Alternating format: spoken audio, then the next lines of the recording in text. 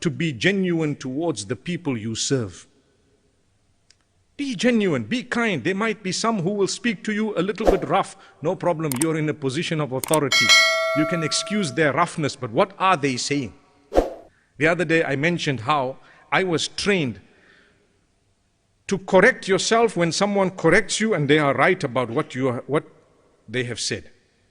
Even if the manner of their correction was unacceptable. Someone swears you and screams at you and calls you all those names we were talking about, and then they said this is what's wrong in you. Excuse all of that, but look what they said. Is it correct what they have actually uttered? If yes, just change yourself. Don't worry. You won't regret that much. Excuse their rant.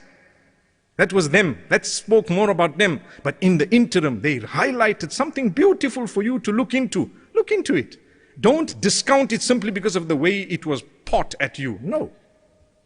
My beloved brothers, my sisters, being genuine towards those whom you are serving is to put yourself into their shoes and to think about their issues and their problems in whatever department of government you may be in.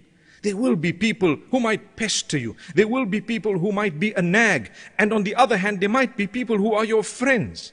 Remember the favoritism and all the isms that come in. Be mindful of it. Be mindful. It is correct that when you know someone closer, you tend to trust them a little bit more. What they may have said to you might hold greater value because you know them. That's human, and that is acceptable to a degree.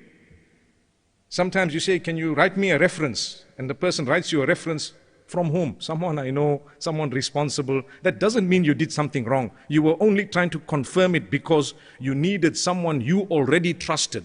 But that doesn't mean those who don't come with it are not really trustworthy or that they are lying. You probably have to go one more level to verify that. That having been said, don't just rebuke people.